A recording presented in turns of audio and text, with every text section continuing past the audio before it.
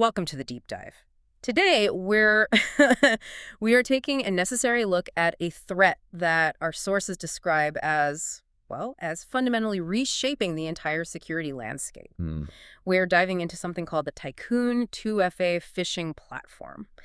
And the material we've been reviewing, it suggests something really pointed. It really does. That the current generation of, legacy multi-factor authentication has definitively reached its end of life. It's a heavy statement, I know. But our mission today is really to show you exactly why that conclusion is being reached. We're not talking about some hypothetical threat. Right. This is about Tycoon, a specific, highly effective kit that's being used right now to bypass almost all common two-factor authentication methods. And it's not for elite hackers, is it? No, that's the crucial part. This is not some tool reserved for, bespoke state actors. Yeah. This is a ready-to-use turnkey crime kit being deployed at a massive commercial scale. When you look at the raw data, the scale is it's staggering. What kind of numbers are we seeing, and who are the primary targets here? The numbers, they really confirm this industrialized approach.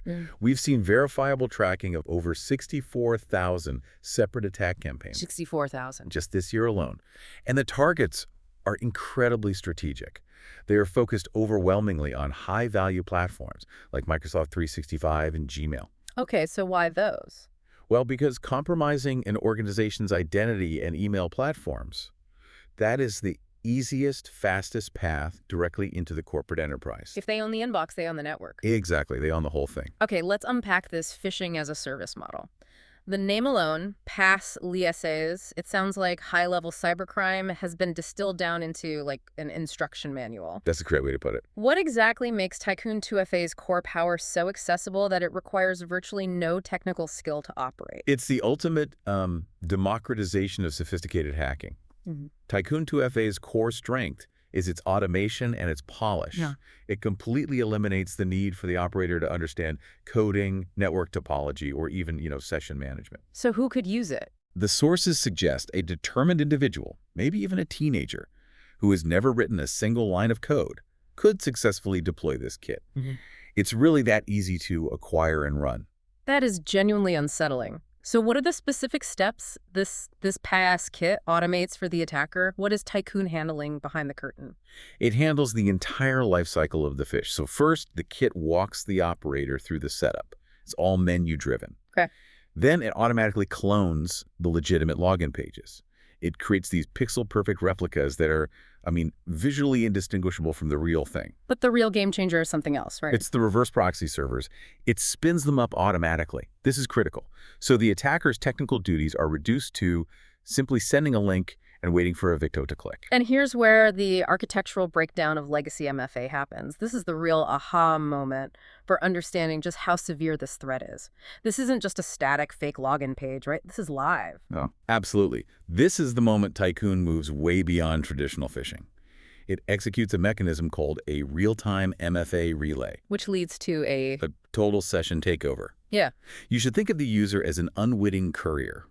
So the victim clicks the malicious link, it takes them to the Tycoon-controlled site. And they enter their username and password. Right, and Tycoon intercepts those credentials instantly. But instead of just, trying to use them later, Tycoon acts immediately. Precisely.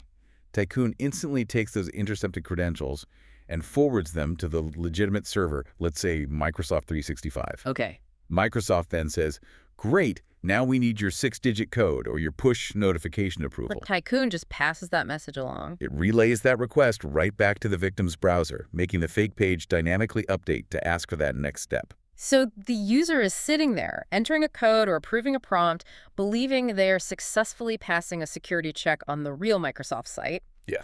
But they're actually authenticating the attacker's session on the real server through the proxy. You nailed it. They're acting as a human bridge. The fake page appears flawless because it is talking live to the real server, pulling back legitimate responses, error messages, MFA challenges. So if Microsoft asks for a code, the Tycoon page asks for the code. If Google sends a prompt, the Tycoon page registers the approval. Once the user completes that flow, the legitimate server issues a session cookie. Which Tycoon captures instantly. Instantly, and that cookie means the attacker is now logged in as the user, bypassing all future MFA checks for that entire session. Wow.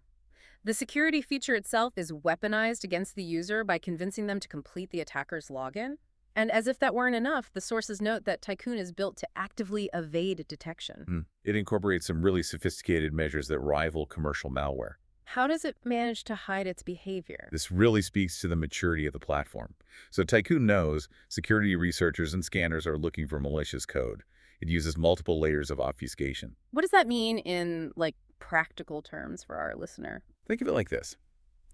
The attack logic is essentially encrypted or disguised in nonsense code.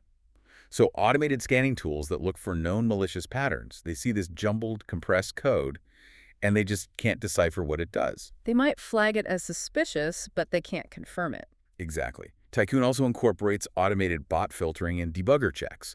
So if a security researcher tries to analyze the code, the site just shows a static error page and the malicious payload stays hidden. So it hides itself from automated tools and researchers and only reveals its true behavior when a genuine human target arrives. That's the outcome. It waits for the human target, captures the session cookie, and boom, the attacker gains full, unfettered session access. And that single successful phish leads to Total organizational compromise, because once they have access to the email and that session cookie, they pivot immediately. We're talking lateral movement into SharePoint, OneDrive, Teams, HR systems, finance systems, one successful relay, total enterprise compromise. This mechanism brings us to the inevitable, uncomfortable conclusion that the source material really hammers home. It does. That legacy MFA has already collapsed in the face of kits like Tycoon. We're talking about any system relying on SMS codes, push notifications, or standard time-based TOTP apps. So rolling these out can actually make you a bigger target. The uncomfortable truth is that just rolling out these systems without architectural protection can turn a company into an easy target.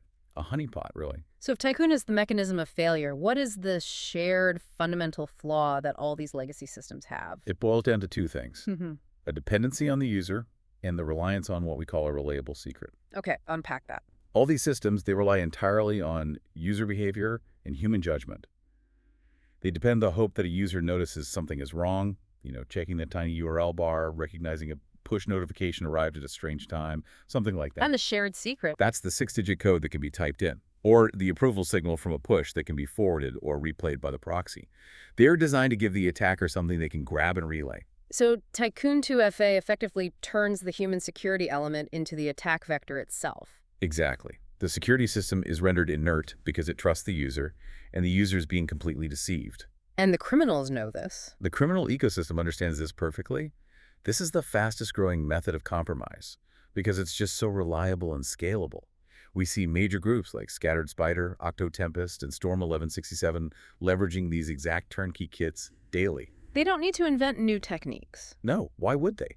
They just need to industrialize the failure of human-based MFA. But this reliance on tricking the user, it doesn't just apply to the oldest forms of MFA, correct? We saw a nuanced check regarding even some more modern solutions. That's a vital piece of context. Even newer, stronger identity standards, like passkeys, which are architecturally resistant to relay attacks in their native form, they can still struggle. How so? Well, when they're synced through cloud accounts, or when enterprises still maintain these weak fallback recovery paths that can be socially engineered. So it all comes back to the same thing. The core truth remains simple.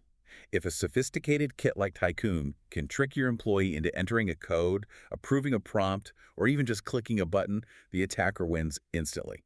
If your security posture is based on human vigilance, it's destined to fail. So the realization is that the problem is not poor user training. The problem is the architecture of the security system itself. Precisely. You can't train humans to be perfect, especially when the fake site is dynamically flawless. We have to change the system. We need to shift the mindset from how do we train users better to how do we design systems that are cryptographically impossible to phish. Which brings us to the path forward. Yes, the path forward that's identified in the source material. Biometric phishing-proof identity built on FIDO2 hardware. This is the architectural answer to the relay attack. Okay, that sounds like a massive shift. We're moving away from codes and approvals entirely. What does this solution look like architecturally? What are the key features that fundamentally solve the relay problem? It completely flips the chain of trust. See, Tycoon works by relaying a secret to a legitimate server. FIDO2 hardware authentication breaks that relay by adding 3 mandatory architectural requirements. Okay, let's take them one by one. The first one you mentioned is proximity-based. That's the physical requirement. The authenticator, which is typically a physical key or maybe a dedicated ring or stick, it requires a live biometric fingerprint match to unlock it. Okay. And crucially, that physical device must be within wireless proximity, usually Bluetooth of the computer being logged into. Which instantly defeats a remote attacker. Instantly. They might have the stolen password, but they don't have the key in the room. It breaks the whole remote industrialized model. Got it. Okay, what about the second requirement? Domain bound. This is the cryptographic wall. When you register your FIDO2 device, that device cryptographically binds itself to the exact legitimate domain name. It's like a digital marriage certificate. And it checks that certificate every time. Every time. When the user tries to log in, the physical authenticator performs an origin check. It verifies that the web page asking for authentication is the exact one it's bound to. So if the user clicks the malicious Tycoon link, The authenticator sees the fake domain, the cryptographic signatures don't match, and it just refuses to release the security credential. The attack dies right there. that's a critical difference. The security is enforced by the device, not the user. The user can click the wrong link, and the attack still fails because the hardware resizes to talk to the wrong domain. Exactly. And the third feature, no shared secrets. This is what makes the session unreliable. There are no codes to enter, no push prompts to approve, and no secrets that can be intercepted and forwarded. So what's being sent? The authentication is based on a unique cryptographic key pair that's stored securely on the device, and it never leaves it. Since Tycoon is built to steal and relay secrets, and there are no secrets to steal or relay, Tycoon's entire strategy is rendered obsolete. This sounds incredibly effective on paper. You get better security and you take the user completely out of the decision loop. But let's introduce some critical friction here. What resistance are enterprises facing when they try to implement this? That's a necessary question. The main resistance is often just legacy thinking and the perceived cost of issuing hardware. IT teams worry about complexity, management. And what happens if an employee loses that physical key? Well, modern solutions are built for enterprise management. They offer centralized oversight, and key recovery is handled via a secure, separate process. It often requires a supervisor or a temporary one-time recovery key that's itself bound to a legitimate recovery server. And the stats bear it out. The sources show that, statistically, the loss rate of these small physical tokens is far, far lower than the cost of a single Tycoon breach. And the user experience. Does forcing people to use a physical device slow them down? Actually, quite the opposite. Enterprises are reporting high employee compliance because it removes the cognitive load of passwords and codes. It's passwordless. It's a passwordless, often wireless solution. Authentication is incredibly fast. We're talking under 2 seconds. The user simply touches the key or the ring, the fingerprint matches, and they're logged in. Nothing to remember, nothing to type, nothing to approve. A genuine win-win on security and usability. It really is. And the specific product examples from the source material, token ring, token biostick, they underscore this point. These are solutions built to enforce the origin checks and proximity requirements we just discussed. The architecture is the defense. Even if the user clicks the wrong link or provides a password, the attack dies. So we circle back to the central reality every enterprise must face now. If your multi-factor authentication can be fooled by a pixel-perfect fake website, it is already compromised. If your authentication mechanism can be relayed, attackers using tools like Tycoon will relay it. It's simply a matter of when, not if. It's the simple synthesis, really. The criminals have upgraded their kits from simple password theft to real-time session hijacking. So the defenses have to upgrade their architecture beyond secrets and push notifications. Right.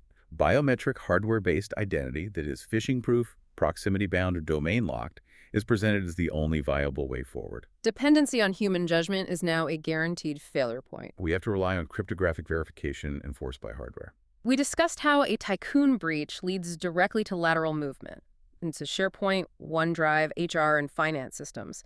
We want to leave you with a final, provocative thought as you synthesize this deep dive. Think specifically about your organization right now. If one employee's session cookie allowed an attacker access to your most sensitive system, what is the single most damaging target within your organization? That's the asset you have to identify, and you have to ensure it's protected by phishing-proof MFA immediately.